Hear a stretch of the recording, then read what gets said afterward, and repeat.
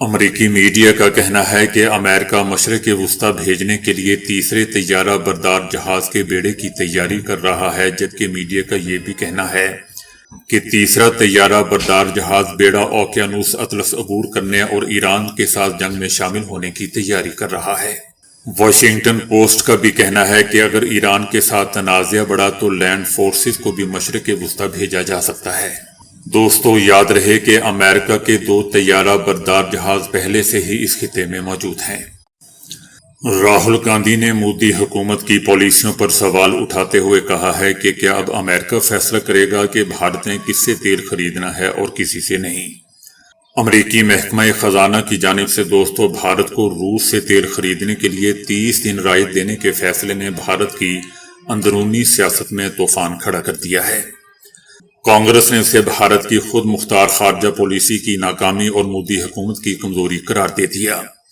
کانگریس کا کہنا ہے کہ امریکی سیکرٹری خزانہ بھارت کو روسی تیل خریدنے کی اجازت دینے والے کون ہوتے ہیں؟ بھارتی حکومت ہر امریکی حکم کے سامنے کیوں جھک رہی ہے؟ بی جے پی نے بھارت کی آزادانہ خارجہ پالیسی کو ایک مذاق بنا کر رکھ دیا ہے۔ مودی حکومت اب کچھ ہمت اور حوصلہ دکھانے کی ضرورت ہے۔ انڈین تجزیہ کاروں کا بھی دوستو کہنا ہے کہ امریکہ سے اس طرح کی اجازت لینا اس بات کا ثبوت ہے کہ مودی حکومت کی معاشی پالیسیاں اب امریکہ کی مرہون منت ہیں۔ ایران اور اسرائیل کے درمیان بڑھتی ہوئی کشیدگی اور امریکہ کی جانب سے اسرائیل کی حمایت نے دوستو انڈونیشیا کے صدر کو شدید داخلی دباؤ میں ڈال دیا ہے۔ انڈونیشین عوام اور سیاستدانوں نے صدر کی موجودہ پالیسیوں پر شدید ناراضگی کا اظہار کرتے ہوئے مطالبہ کیا ہے کہ وہ امریکہ سے فوری طور پر دوری اختیار کر لیں۔ امریکہ اور اسرائیل کی ایران پر حالیہ کارروائیوں کے بعد انڈونیشیا میں عوامی غم و غصے کی لہر دوڑ چکی ہے۔ دوستو، یاد رہے کہ انڈونیشیا نے اب تک اسرائیل کے ساتھ کوئی باقاعدہ سفارتی تعلقات قائم نہیں کیے ہیں۔ اس سے پہلے پیس بورڈ کے تحت صدر نے غزہ میں 8,000 انڈونیشین فوجی بھیجنے کی پیشکش کی تھی۔ تاہم عوام کا ماننا ہے کہ امریکہ کے ساتھ قریبی تعلقات فلسطین اور ایران کے کاز کو نقصان پہنچا رہے ہیں۔ امریکی محکمہ انصاف نے دوستو ایک پاکستانی شہری کو صدر ٹرمپ کو اور دیگر اہم امریکی سیاستدانوں کو ایران کے کہنے پر مارنے کی منصوبہ بندی کرنے پر مجرم قرار دے دیا ہے۔ آصف مرچنٹ پر الزام تھا کہ انہوں نے امریکہ کی جانب سے ایرانی فوجی کمانڈر قاسم سلیمانی کو مارنے کا بدلہ لینے کے لیے ان کو شہید کرنے کا بدلہ لینے کے لیے ٹرمپ اور دیگر کو نشانہ بنانے کے منصوبے میں امریکہ میں لوگوں کو بھرتی کرنے کی کوشش کی تھی۔ آصف مرچنٹ کو ایرانی حکام کی ہدایت پر اور قومی حدود سے تجاوز کرتے ہوئے تخریب کاری کی کارروائی کا ارتکاب کرنے کے جرم میں مجرم قرار دے دیا گیا ہے۔ آصف مرچنٹ نے ایران کی اسلامی انقلابی گارڈز کور کے ساتھ سازش میں شامل ہونے کا اعتراف کیا ہے۔ آصف مرچنٹ کا کہنا تھا کہ اسے کبھی بھی کسی مخصوص شخص کو مارنے کا حکم نہیں دیا گیا تھا، لیکن اس کے ایرانی ہینڈلر نے ایرانی دارالحکومت میں بات چیت کے دوران 3 افراد کے نام بتائے۔ امریکی قانون نافذ کرنے والے اداروں نے حملہ ہونے سے پہلے ہی اس منصوبے کو ناکام بنا دیا۔ نیو یارک کے پہلے مسلم میئر زہران ممدانی کی اہلیہ نے دوستو 7 اکتوبر 2023 کو حماس کے اسرائیل پر حملے سے متعلق سوشل میڈیا پوسٹ کو لائک کیا تھا، جس پر اب انہیں ہراساں کیا جا رہا ہے۔ امریکی میڈیا کا کہنا ہے کہ انہوں نے انسٹاگرام پر ایک ایسی پوسٹ کو لائک کیا تھا جس میں فلسطینیوں کو اسرائیل کی سرحدی بار عبور کرتے دکھایا گیا تھا۔ انہوں نے جس ایک اور پوسٹ کو پسند کیا تھا اس میں فلسطینی افراد کو ایک قبضے میں لیے گئے اسرائیلی فوجی گاڑی کے ساتھ بیٹھے دکھایا گیا تھا، جبکہ یہ دونوں پوسٹیں اسی دن شیئر کی گئی تھی جب 7 اکتوبر 2023 کو حماس نے اسرائیل پر بڑا حملہ کیا تھا۔ اس کے علاوہ ممدانی کی بیوی نے حملے کے اگلے روز ہی اسرائیل کے خلاف ہونے والے مظاہروں کی حمایت میں بھی 2 پوسٹیں لائک کی تھیں۔ اب شدت پسند تنظیمیں انہیں ڈرانے اور دھمکانے کی کوشش کر رہی ہیں۔ ایران کی جانب سے اسرائیل پر بیلسٹک میزائلوں سے دوستو تابڑ توڑ حملے ابھی بھی جاری ہیں۔ ان حملوں کے باعث لاکھوں اسرائیلی شہری رات بھر پناہ گاہوں میں چھپنے پر مجبور ہو چکے ہیں، جبکہ ایران دن میں بھی حملے کر رہا ہے، جبکہ اسرائیلی سائرن پچھلے 24 گھنٹوں سے دوستو مسلسل چیخ رہے ہیں۔ ایران کی پاسداران انقلاب نے امریکی صدر ٹرمپ کو چیلنج کرتے ہوئے دوستوں کہا ہے کہ اگر ہمت ہے تو آبنائے ہرمز میں تیل بردار جہازوں کی حفاظت کے لیے امریکی بحری جہاز بھیج کر دکھاؤ۔ اگر امریکہ اپنے بحری جہاز بھیجنا چاہتا ہے تو وہ آئل ٹینکرز کو آبنائے ہرمز سے گزار کر دکھائے۔ یہ بیان دوستوں ایسے وقت میں سامنے آیا ہے جب امریکی صدر ٹرمپ نے منگل کے روز کہا تھا کہ ضرورت پڑنے پر امریکی بحریہ آبنائے ہرمز سے گزرنے والے تیل بردار جہازوں کو سیکیورٹی فراہم کرے گی۔ صدر کا کہنا تھا کہ اگر حالات کا تقاضا ہوا تو کمرشل جہازوں کے ساتھ ساتھ امریکی نیوی بھی آبنائے ہرمز میں جائے گی، جبکہ جہازوں کے انشورنس کے معاملے میں امریکی مالیاتی ادارے بھی مدد فراہم کریں گے۔ لیکن دوستو ایسا کچھ نہیں ہوا، نہ ہی آگے کچھ نظر آ رہا ہے۔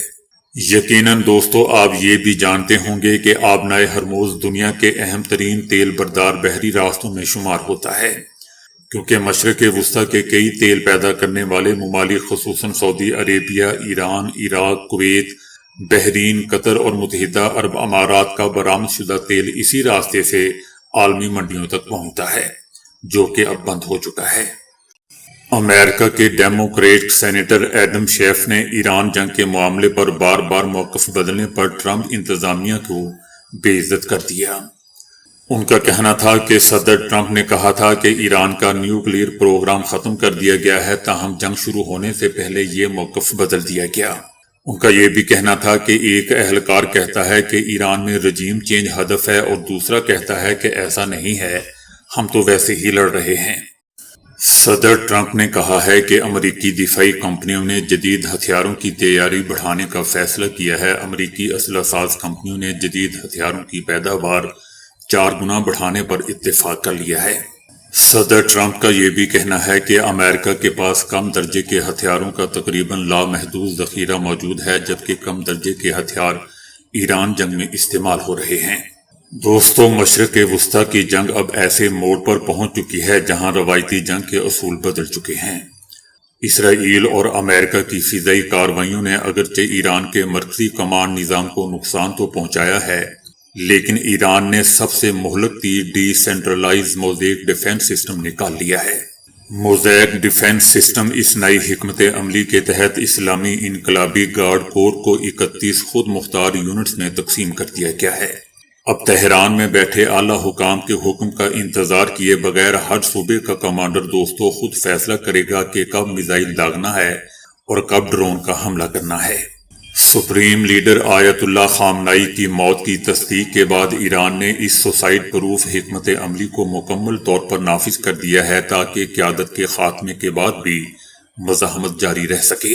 موزیک ڈیفنس سسٹم کا دوستوں سادہ مطلب یہ ہے کہ بکھر کر لڑنا۔ جس طرح موزیک پینٹنگ چھوٹے چھوٹے ٹکڑوں سے مل کر بنتی ہے، اسی طرح ایران نے اپنی فوج کو چھوٹے چھوٹے خود مختار حصوں میں تقسیم کر دیا ہے۔ ایران کا کل رقبہ تقریباً 16.5 لاکھ مربع کلومیٹر ہے، جو کیلیفورنیا سے 4 گنا بڑا ہے۔ اتنے وسیع علاقے میں کمانڈ کو 31 حصوں میں بانٹنے کا مطلب دوستو یہ ہے کہ اگر دشمن تہران کو تباہ بھی کر دے تو باقی 30 صوبے اپنی جنگ جاری رکھ سکیں گے۔ ہر یونٹ کے پاس اپنے ہتھیار، اپنی رسد اور فیصلے کرنے کی مکمل آزادی ہوتی ہے۔ یہ حکمت عملی قیادت کو ختم کرنے والے حملوں کے خلاف ڈھال کا کام کرتی ہے۔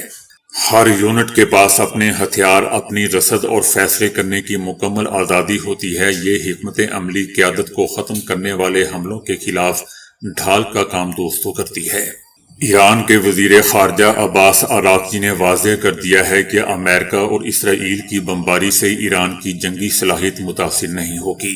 ان کا کہنا تھا کہ ایران نے گزشتہ 2 دہائیوں میں یعنی 20 سالوں میں افغانستان اور عراق میں امریکہ کی ناکامی کا باریک بینی سے مطالعہ کیا ہے۔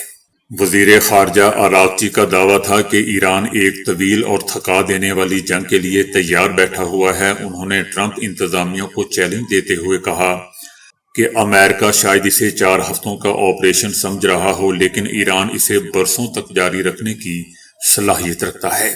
ایران کا مقصد ابتدائی جھٹکے کے بعد گوریلا جنگ اور پراکسی نیٹ ورک کے ذریعے دشمن کو الجھائے رکھنا ہے۔ ایران دوستو جانتا ہے کہ وہ ٹیکنالوجی کے معاملے میں امریکہ اور اسرائیل کا براہ راست مقابلہ نہیں کر سکتا، اس لیے اس نے غیر متوازن جنگ کا راستہ اختیار کیا ہے۔ اس میں بھاری ٹینکوں یا بڑے بحری جہازوں کی بجائے موبائل میزائل لانچر، سمندر میں چھوٹی کشتیوں کے جھنڈ اور حزب اللہ، حماس اور حوثیوں جیسے پروکسی گروپ کا استعمال کیا جاتا ہے۔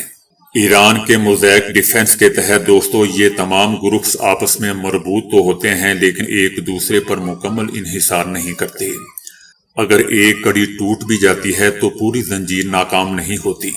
اسی لیے مغربی دفاعی ماہرین اسے ڈیفنس ان ڈیتھ کہتے ہیں، جو حملہ آور کو آہستہ آہستہ تھکا کر کمزور کر دیتا ہے۔ موزیک وارفیئر کی سب سے بڑی مشکل رابطے کا نظام ہوتا ہے۔ امریکہ اور اسرائیل دوستو اکثر ایران کے مواصلاتی نیٹ ورک کو جام کرنے کی کوشش کرتے ہیں۔ اس کا توڑ نکالتے ہوئے ایران نے علاقائی کمانڈرز کو مکمل آزادی دے رکھی ہے کہ وہ اپنے طور پر کوئی بھی فیصلہ کر سکتے ہیں۔ اس کا مطلب دوستو یہ ہے کہ اگر ایران کے کسی شہر کا تہران سے رابطہ منقطع بھی ہو جائے تو کمانڈر اپنی حکمت عملی سے کارروائی جاری رکھ سکتا ہے۔ اس مقصد کے لیے ایران نے پہاڑوں، ریگستانوں کے نیچے مضبوط بنکر اور محفوظ تنصیبات قائم کی ہیں جہاں سے ڈرونز اور میزائل داغے جا رہے ہیں۔ صدر ٹرمپ کا کہنا ہے کہ درست فضائی حملوں اور معاشی دباؤ کے ذریعے ایران کو گھٹنے ٹیکنے پر مجبور کیا جا سکتا ہے، جبکہ ایران کے سیکیورٹی سربراہ علی لاریجانی نے کہا ہے کہ ایران نے خود کو ایک طویل جنگ کے لیے تیار کر رکھا ہے، کیونکہ ہم نے امریکیوں کا افغانستان میں ان کی شکست اور عراق میں ان کی شکست کا 20 سال تک مطالعہ کیا ہے، اور ہم اس نتیجے پر پہنچے ہیں کہ امریکہ کے ساتھ جنگ رکھنے یا طویل جنگ رکھنے کا طریقہ کار صرف یہی ہے کہ موزیک ڈیفنس سسٹم اپنایا جائے، ایک لمبی لڑائی لڑی جائے۔ دوستو ایران کی یہ حکمت عملی کا مقصد دشمن کے لیے فتح کو اتنا مہنگا بنا دینا ہے کہ وہ خود پیچھے ہٹنے پر مجبور ہو جائے، فتح کا سوچے تک بنا۔ افغانستان میں امریکہ کے 20 سالہ قیام اور عراق کی بدامنی سے سبق سیکھتے ہوئے ایران نے اپنے نظام کو دوستو اتنا لچکدار بنا لیا ہے کہ اسے محض بمباری سے ختم نہیں کیا جا سکتا۔ موزیک ڈیفنس سسٹم کا دوستو ایک نیا پہلو بھی سامنے آیا ہے کہ بغیر انسان کے چلنے والے ہتھیار اس میں ہوتے ہیں۔ اس میں UAV، زمین پر چلنے والے روبوٹس اور پانی کے اندر کام کرنے والے ڈرونز بھی شامل ہیں۔